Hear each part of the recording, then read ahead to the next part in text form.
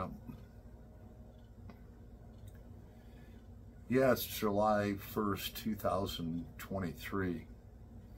This is not a happy video. But it is, I debated on whether to do this video or not.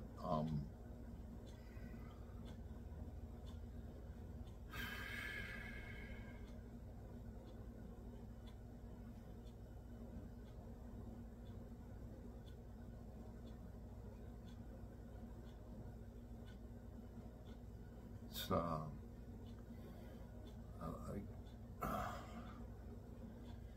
I lost someone very special to me again.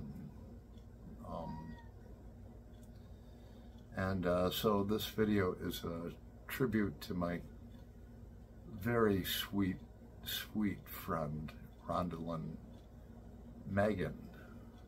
Yeah, Rhondalyn Megan. We're going to be smoking a couple of things during this video, and it's kind of, you know, it would be kind of a downer, but, you know,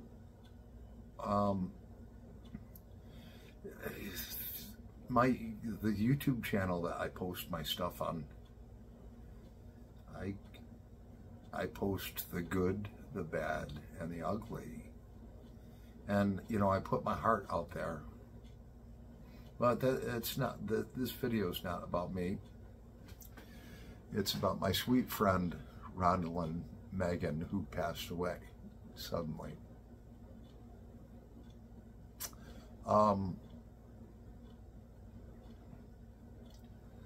Let's start from the. I'm a little broken up, so let's start to. Let me share with you what happened. So this young lady,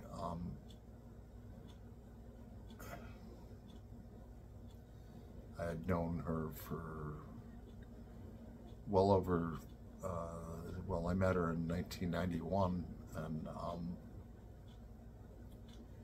I really loved her.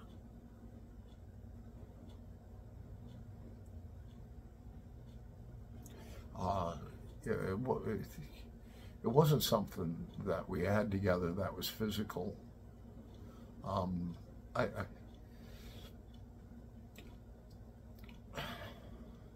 guess I'll share with you what I found. So yesterday, it must have been the 30th of June, and look, we're not gonna, out of respect for Rhondalyn, we're not gonna look at Miss July yet. I just got to get this out there.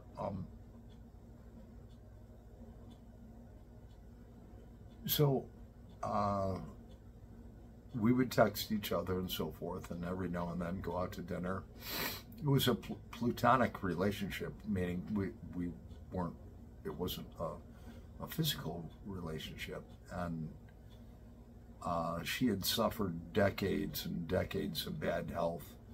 And, you know, this is a girl that I met when she was like 24, and I think I was 27 back in 1991 or whatever. I don't know. Not sure on the math. I'm kind of in shock and very sad. I'm very sad, but I'm happy for her. So, you know, we would text each other and so forth, or call each other on the phone. And because of her chronic illnesses, she had Crohn's disease, and so, you know, they kept on lopping off more and more and more of her intestines that were. She ended up having only 3 feet of intestines. 3 feet of intestines. And here's a girl that never drank. She was a closet smoker. like Marlboro Lights. She didn't smoke a lot, but she ate healthy, and it was illness after illness after illness after illness. She went through over 100 operations in the last 3 decades.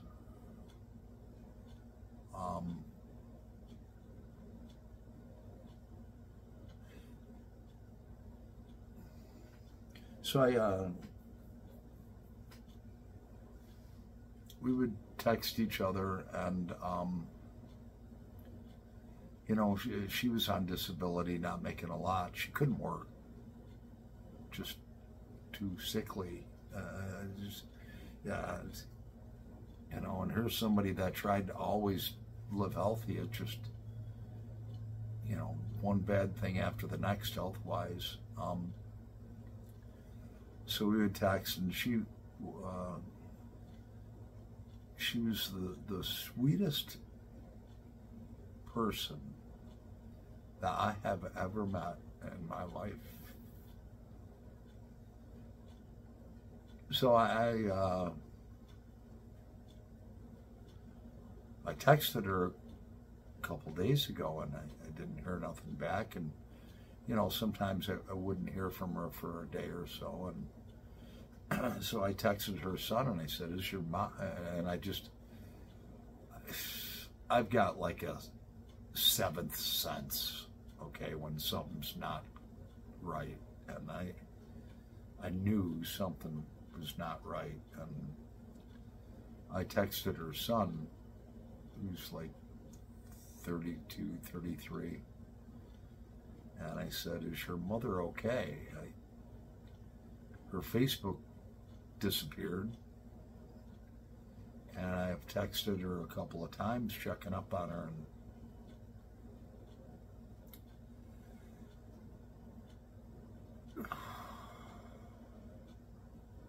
this video is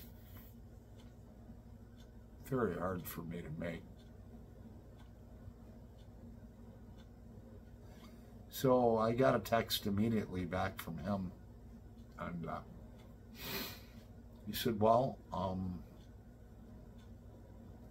he said something bad has happened to Mom, and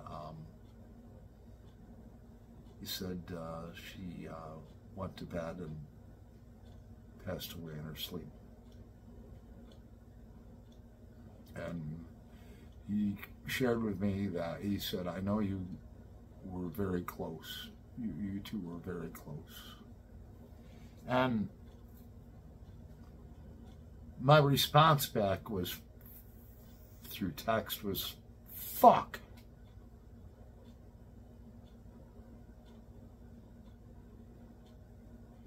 And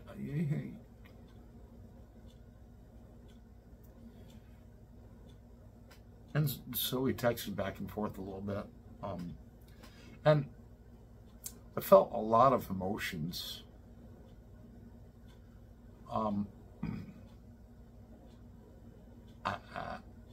I was crying so hard. My nose started bleeding. I still have blood on my hands. I have never cried so hard, where all of a sudden my nose starts bleeding.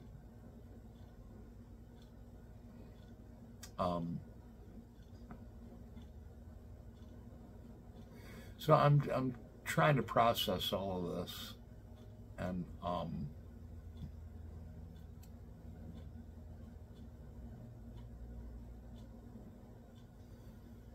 I'm gonna have to drink a lot of water, because there's been a lot of tears over the past 24 hours, and I look like shit. My eyes are almost swollen shut. So let's talk about Rhondalyn. And you know, I'm doing this video for myself, not for you guys and girls.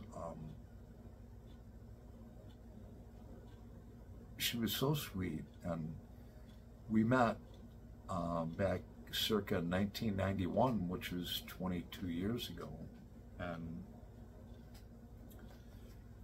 She was a beautiful young lady, and she had a 2-year-old son, Ashton, and she was working at a factory. She worked nights, so I was working, I don't know, 12, 14 hours a day, and I would fly out to Brockport after work just to get to see her just for an hour or two before she had to go into work. And she was beautiful. She was healthy.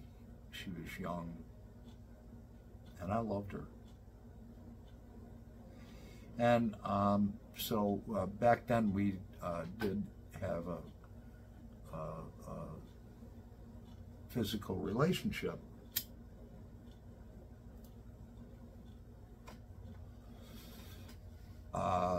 But we could never do anything together because we worked opposite shifts. And, you know, I was a very, very young man. And so, I mean, I wanted to be able to spend time with someone, and we weren't able to do that because she was supporting a 2-year-old. I don't think she was getting child support. I don't know. It doesn't matter. She was renting a room and a nice home and just doing everything she could to take care of her baby. So there was absolutely no time, and you know, after a while, I was just like, all right, I'm getting out of work after like a 12-hour day. I'm coming out. We're sitting on the couch together, you know, watching TV or snuggling or whatever for, you know, an hour, and then you got to go to your shift. And so after a while, that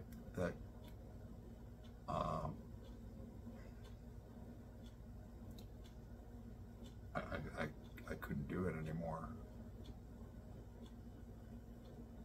And you know, she met my mom and my family. They all loved her very much, but it was just, you know, being a young man and wanting to spend time with your mate, but circumstances that were more important than me, which they should have been, and that was providing for her son. She had to do what she had to do, so we drifted apart. So about 6 years ago, I'm guessing, maybe 7 years ago, I was looking on Facebook and I saw this attractive lady, Rhondalyn Megan, but I didn't put 2 and 2 together, and I hadn't seen her in almost 30 years. So a friend requested her, and we scheduled a dinner date, and so I picked her up. She was beautiful. And I didn't know who she was. And so I took her to dinner, and, you know, I was a gentleman, I paid. And then I took her home, I dropped her off. She's a small little petite girl.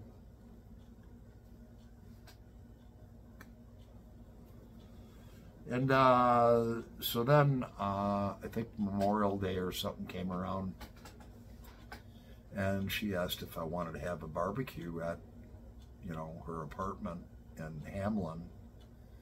And I said, yeah, that'd be great. And, you know, she's a vegetarian and so forth. And so I went over there with her and her son, and she loved gardening, you know, flower beds and stuff like that. Her flower beds around her townhouse were impeccable. I'm sure they still are right now. And so I still didn't remember who she was. And then I saw a picture. And I'm looking at the picture. And it was like a 30-year-old picture. And I was like, this is Rhondalyn. Who's it? Who's that? I know that girl. Now, you know, she had gone through many health challenges. So, you know, 25 years aged her a lot. So she didn't look anything like the picture that was taken when she was 23 or 24. You know, now she's 50 with a lot of health issues that just were out of her control, and it aged her, but she was still beautiful. And I said, I know that girl up there, that picture. Who is that? And she's like, oh, that's me. I says, oh. I said, she looks familiar. So went out and finished up the barbecue on the grill, and I came back in and I said, Rhondalyn, did you used to work for Clean Bright Factories? She says, yeah. I was like, oh my. I said, you and I used to date back in 1991. And then it struck like lightning. It was just like a bolt of lightning went down through my body. And I was like, here's this woman that I really, really, really loved and cared about, but things just didn't work out because of scheduling. And being a young man, I didn't have the patience for that. You know, I was just, it is what it is. And she's like, yeah. And I says, do you remember coming over to my parents' house for dinners? And then all of a sudden, boom, it was like, you know, because here it is 30 years after we had dated, you know, and all of a sudden we reconnected. And so,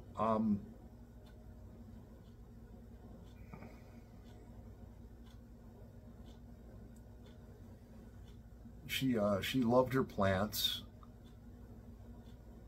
You know, she just recently passed away, so, you know, you go into her townhouse, there's plants everywhere, healthy plants. I mean, her house is impeccable. She loved her plants, and she had, I believe, 2 or 3 cats that she loved very much. So, you know, she would, the last text I got from her, and we had plans. She's like, you know, and she couldn't drive. And by now, you know,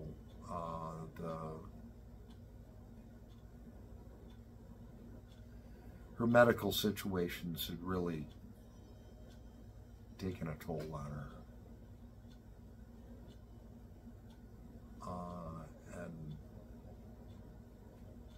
And that's all I'm going to say about that.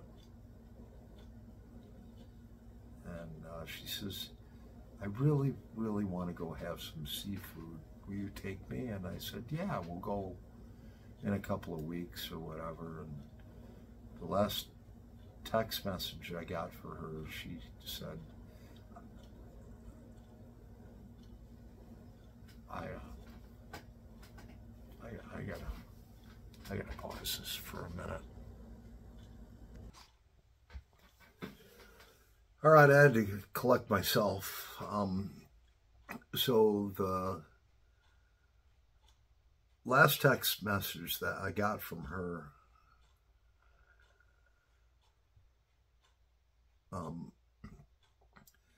she said, I want you to know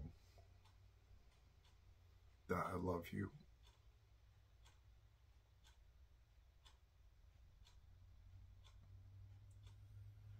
And that there will always be a special place in my heart for you. Now, this is coming from somebody I'm not sleeping with, okay?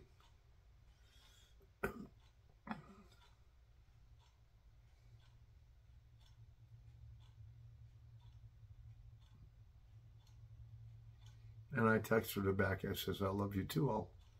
We'll make plans. And we're going to have a great summer together, and we'll do some things together.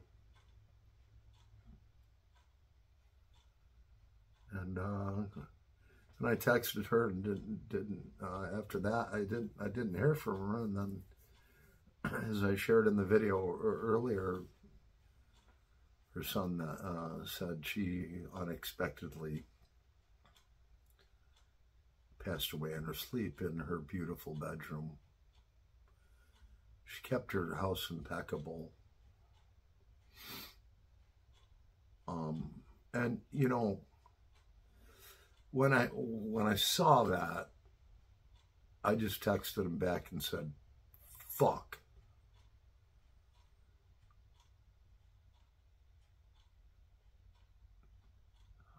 You know, if you're a man and and there's a woman that you love, I've got lots of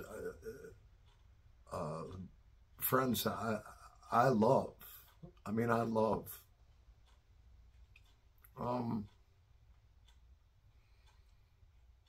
You know, I don't think I've ever cried so hard and so long,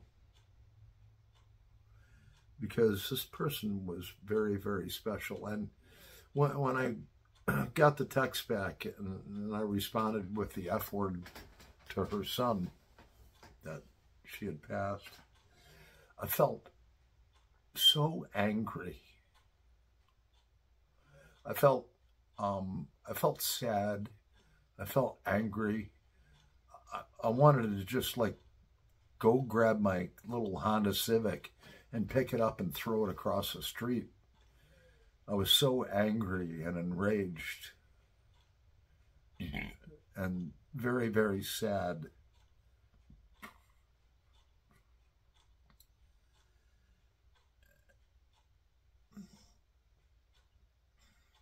That someone so sweet, I don't know. Those are the feelings that I had. And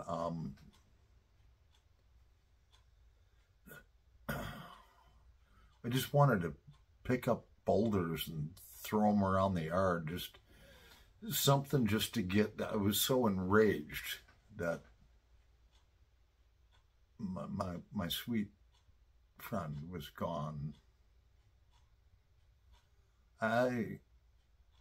And I'm not an angry man or anything, but you know, so I reached out. I had myself surrounded with a good bunch of people. So, and I belonged to a military club, and so I called up my good friend from there, and I'm bawling my eyes out. And he says, "Man," he says, just go down to the Navy Club.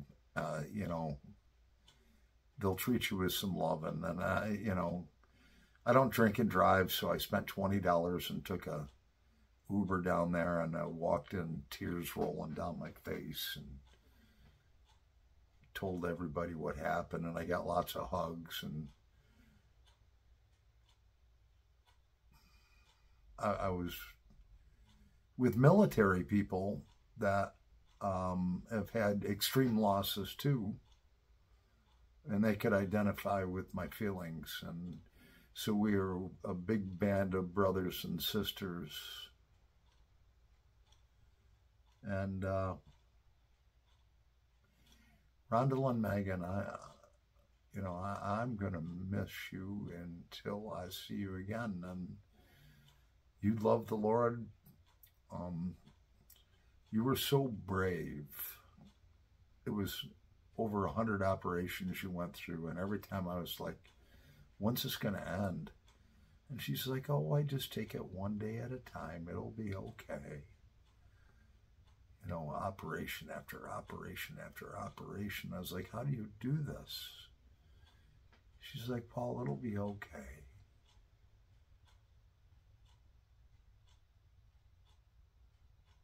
Such a sweetheart.